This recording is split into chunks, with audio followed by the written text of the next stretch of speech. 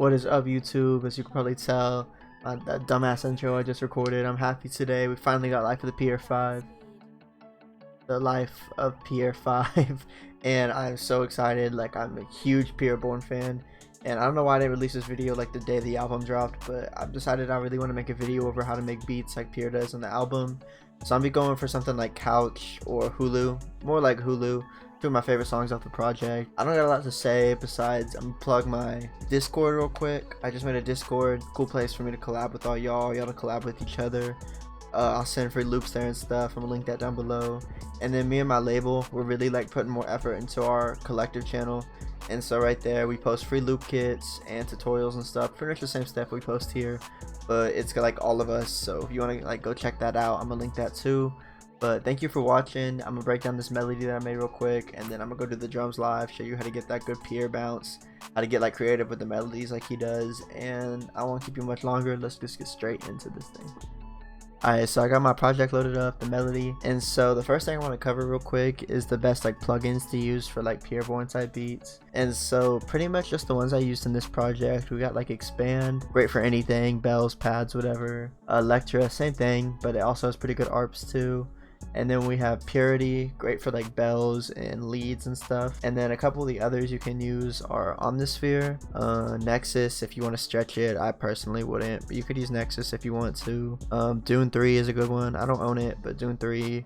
And then you can use Albino 3, this plugin right here. It's been canceled, but if you can manage to get your hands on it somehow, it is like a very good plugin. Like Pierre uses it like a lot. It's like an authentic type Pierre plugin. It's kind of unique to him.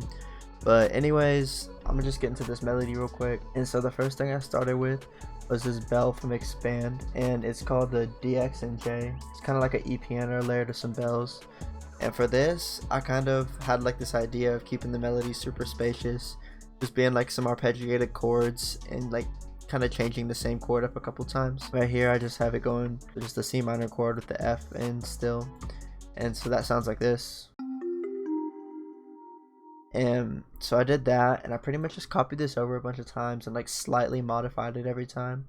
And so the next time I brought the A sharp down, so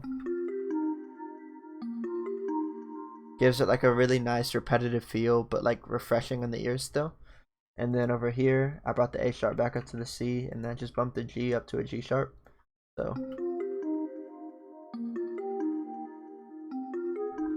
just slight variations that give it like a very nice melody type feel. And so after that, I knew that I wanted this part to like pick up, so I just wanted to change the bounce a little bit. Literally just took both of these, copied them over, and just moved them closer to each other. So then I got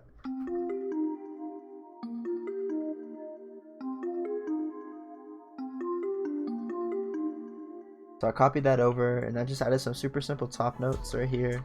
Nothing complicated about those. I just wanted a little bit of variation on the second half. And so once I had that in, I went to my effects, and for the effects, put a EQ on it. Just cut out like the super frequencies that you never want in your melodies, the extreme highs and extreme lows. A little bit of reverb. Nothing special about this, except if you use this plugin right here, Valhalla. If you're doing like a happier, just anything besides like that isn't supposed to sound very dark, I would change it to the 1980 color because it has like less like dark elements to it. And then I added this delay. I use this delay all the time, nothing special about it. It's free if you want to go check it out. Right here I added another EQ, cut out harsh frequency, boosted one I wanted to hear more. And the last thing is this vinyl. This is kind of important because most people just use vinyl to like add like in like an RC20 type way, where they're just trying to make it sound more like vintage and like rich, but it's really good if you use it right and like making sounds sound softer.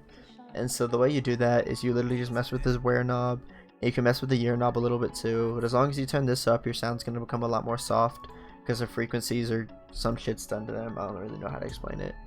But so after that, that was pretty much the base of my melody. I just came in and I wanted some like background pads and stuff to like get some movement going on in your ears behind the main like little chord things.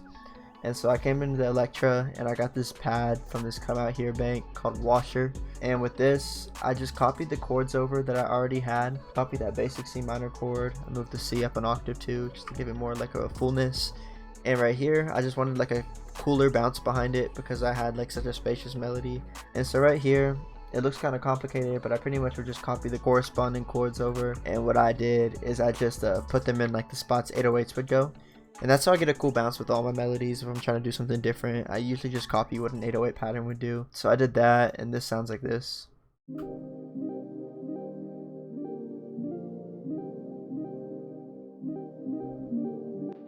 Just realized my speakers were on, so there may have been a kind of an echo. I hope not, but let's hope for the best. But anyways, that's what I did for that, and I pretty much put the exact same effects on it. And so the last thing I did was come into Purity, and I grabbed a lead because I was looking for a lead for a while, and I ended up literally just settling for like a sine wave. I've never really used like a bass sine wave in one of my beats, but I did in this one. And for this lead melody, kept it super simple, kept like the exact same note placement for all 4 bars, and the only difference was I had this one go down and this one go up just for a little bit of variation. I copied that over to 8 bars, and that was the lead melody. And another thing to notice about this is that I'll play it for you real quick.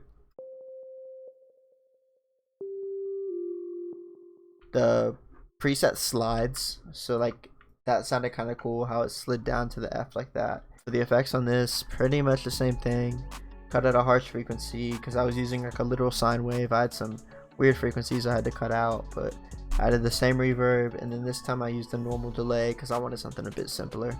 Alright, so that's the melody, and I'm gonna head off and do the drums now. Alright, so I'm in my new FLP with my loop loaded up. I kind of slowed it down a good amount because I realized Bootloop has a pretty slow BPM. It's kind of the vibe I was going for, so I slowed it down a little bit more. And so my loop sounds like this now. A little bit slower, and I loaded up just 3 basic trap sounds. The spins, which is kind of, I'll talk about that. Usually Pierre is like notorious for using the Zay in like every one of his beats, like that's his trademark. But on Hulu, and I think a couple other songs in the album, he actually used the spins a little bit more than usual. So I picked up the spins for this one. Still the basic clap and basic Pierre Bourne hi-hat though. For the clap, keep it simple.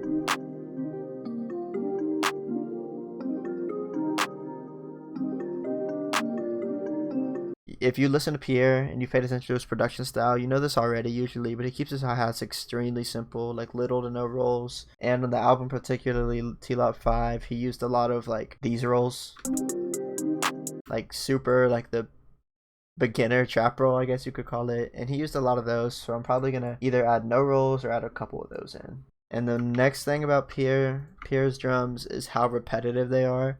This is something throughout any of his projects ever, you'll find this theme that he has the most repetitive drum patterns ever, and they're just catchy.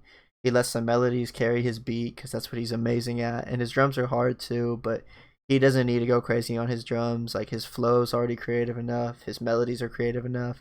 So keep your drums super simple and repetitive. And so keeping that like super simple theme going on, I'm just gonna copy this little 2-bar loop over the entire hi-hat pattern, just with this one roll in the same spot every single time.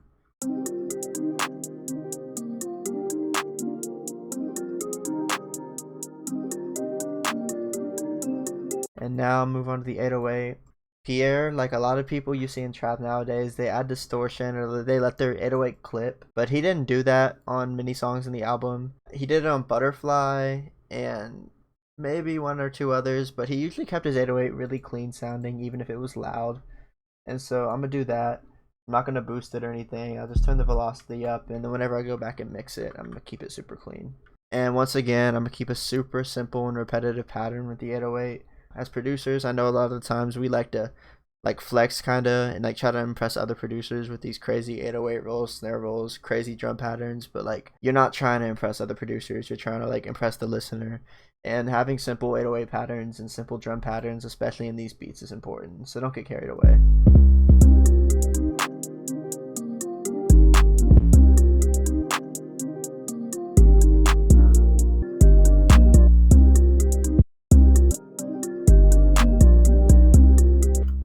That's all I'm gonna do for the 808, and I was just pitching it up so I could hear it and hear like what notes are sounding good. But I think I'm just gonna leave it in this high of an octave, just because I know Pierre did that on one of the songs. I don't even remember what song it was from the album, since they're all like transition together. It's hard to tell which one's which, but I'm gonna leave it the octave up for now. I may realize I hate that later and change it, but I'm gonna do that.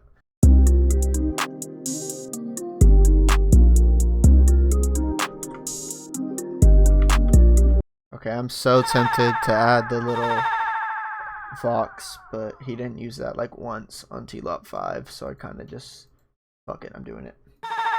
Alright, so I'm thinking that's pretty much the beat. I'm gonna go back, mix it, arrange it. I may mess with the pitch a little bit, just see if I can get the 808 sounding a little bit different, but you may be thinking like it sounds kind of empty or something. Like, you don't gotta do too much with your beats. Like, as long as like they have like a nice bounce and melody to them and they don't just sound bare, like, you want to leave space for the artist, and especially for a guy like Pierre who does so much like with his vocals and everything. Like, he's gonna fill up half the space just with ad-libs alone and background shit from his vocals, and then like his lead vocal stuff to go on top of that. So like, don't think you gotta like add that finishing element. Like, that's what the artist is there to do. Anyways, like, I hope you enjoy watching it. I hope you learn some stuff. I appreciate all the support I can get. Like I said, you can go check out my other channel with my label over there, or my Discord. I'm gonna link both down below. Follow me on Instagram. I'm gonna flash that whenever I'm playing the beat at the end. But I appreciate all y'all like so much. Thank you for all the support, and I will see y'all on the next one. Godspeed.